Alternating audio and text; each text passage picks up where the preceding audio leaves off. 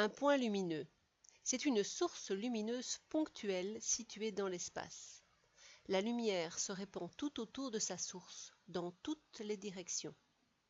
Celle-ci perd de son intensité en fonction de la distance qu'elle parcourt. Cela veut dire que plus elle s'éloigne de sa source et plus elle s'affaiblit. Une ampoule est un bon exemple de point lumineux. Je suis ici dans Blender, j'ai juste amené un cube à la scène, j'ai un sol qui est gris, j'ai une caméra et j'ai une lumière. Je vais sélectionner la lumière et je vais me mettre sur la vue de la caméra en poussant sur 0. Pour l'instant, j'ai une lumière de base qui est un point lumineux. Pour savoir ce que j'ai exactement, je vais ici dans l'onglet des lumières, j'ai un point lumineux qui est une couleur blanche d'énergie 1. La distance à laquelle ma lumière s'arrête est de 30 unités Blender, donc j'ai déjà la possibilité d'avoir la lumière qui va très très loin. Je demande les ombres et j'ai une déperdition inverse square, qui est la déperdition par défaut. Je pousse sur F12 pour avoir un rendu. Donc ceci est ma lumière de base. Je vais ici sur le petit slot 2 pour pouvoir faire un rendu avec une lumière plus forte. Donc quand je change l'énergie, si je bouge l'énergie aux alentours de 5 et je fais F12, vous voyez que la lumière est beaucoup plus forte. Quand je compare avec le rendu que j'avais précédemment, la lumière est vraiment plus forte. La distance ici, a priori, elle est bonne. N'y touchez pas, ça ne sert pas à grand chose de paramétrer beaucoup cet élément-là. Si je clique sur No Shadow et que je fais un F12, ma lumière est très forte et ne donne pas d'ombre portée. Ici, j'avais une ombre portée. Là, je n'en ai plus parce que j'ai demandé que les éléments ne fassent pas d'ombre. Pour avoir de l'ombre, je clique sur Ray Shadow. Le soleil. C'est un point situé très loin dans l'espace et qui joue le rôle d'une source de lumière. Comme cette source de lumière est très éloignée, on peut considérer que les rayons lumineux qui en partent sont parallèles entre eux. On considère également que les rayons lumineux, éloignés de la source ou pas, ont toujours la même intensité. L'angle du soleil est variable, il faudra le paramétrer suivant le moment de la journée. Le soleil couchant est un angle très bas et le soleil au zénith est un angle très haut. Par contre, il faut noter que la position du soleil n'a pas d'importance dans Blender.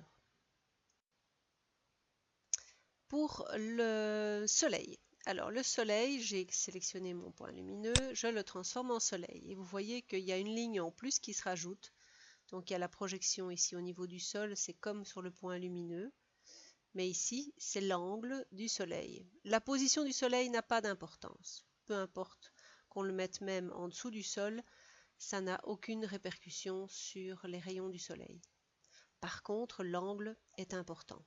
Pour l'instant, l'angle va donner une ombre qui sera de ce côté-ci et qui sera relativement petite vu que le soleil est relativement à la verticale. On va voir ça tout de suite avec F12. Effectivement, j'ai une toute petite ombre ici à l'avant-plan. Pour changer ça et pour faire une ombre par exemple au soleil couchant, je vais changer la rotation ici R. Je vais faire un soleil beaucoup plus penché comme ceci et beaucoup plus en angle comme ça. À ce moment-là, je vais avoir un soleil beaucoup plus couchant. Je peux également bouger l'énergie, bouger la lumière ici, la couleur de la lumière, et donc le soleil, je peux bien sûr encore changer l'angle, donc à tout moment pour changer la profondeur, enfin l'étendue de l'ombre. Plus le soleil sera près du sol et aura, enfin avec un petit angle, et plus l'ombre s'étendra très très loin. Le spot. C'est un point situé dans l'espace qui joue le rôle d'une source de lumière dirigée dans une certaine direction. La lumière se propage suivant un certain angle et perd de son intensité à mesure qu'elle s'éloigne de sa source. Ce type de lumière forme un cône lumineux plus ou moins visible suivant la puissance de la lumière. La trace circulaire de la lumière sur le sol s'estompe entre l'intérieur du cercle, où la lumière est maximale, et son extérieur, où il n'y a plus de lumière. Maintenant le spot.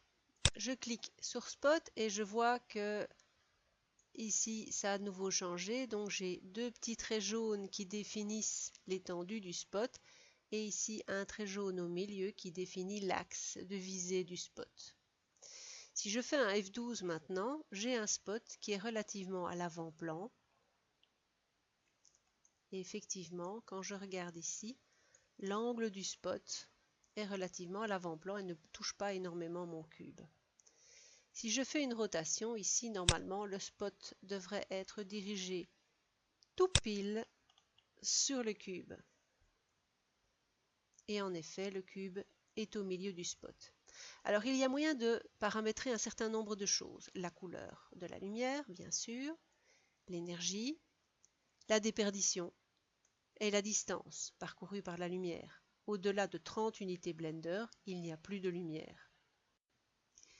Il y a aussi moyen de mettre ou pas les ombres, mais ici, il y a surtout moyen de mettre l'angle. Ça, c'est l'angle du spot. Si je diminue l'angle, regardez, ça diminue l'angle du cône lumineux. Et ceci augmente ou pas la valeur du dégradé que vous avez sur le cône lumineux. Alors je vais faire un rendu maintenant avec ceci. Donc j'ai un tout petit spot puisque j'ai réduit ici l'angle.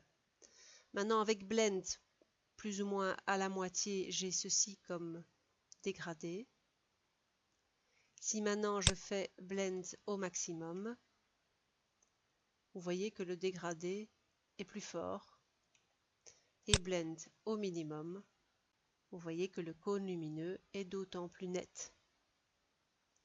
Donc Size gère l'angle du cône, donc l'étendue du cône lumineux, et Blend gère le dégradé que vous avez sur le pourtour de la marque de la lumière. La lumière émise. C'est une hémisphère lumineuse qui donne une lumière d'ambiance sans déperdition. Elle baigne la scène de lumière. Sa position n'a pas d'importance, mais il faut paramétrer son angle.